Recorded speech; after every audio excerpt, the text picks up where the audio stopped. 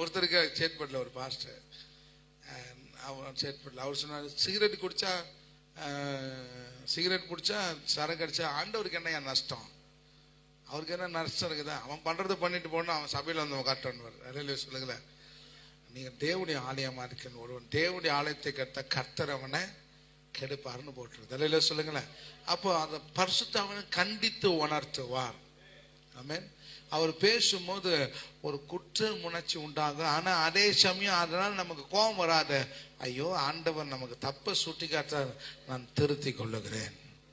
தாவீது ஒரு தவறை பண்ணான். தீர்க்கதரிசி வந்து சொல்றான், நீ இதை தப்ப பண்ணி என்ன. தாவீது உள்ளம் உடைந்து சபை முன்னில அதை அறிக்கை செய்ய சொல்ற, நான் தப்பு பண்ணிட்டேன், ஆண்டவருக்கு விரோதமாய் பாவத்தை செய்தேன். அல்ல சொல்லுங்களேன். அப்ப ஆவியான நம்மளோட அந்த வழியை நமக்கு கற்றுக் கொடுக்கிறார். விசுவாசிங்களா இல்லையா? அப்ப எழுப்புதல் இருக்கிறவர் அவர் அதை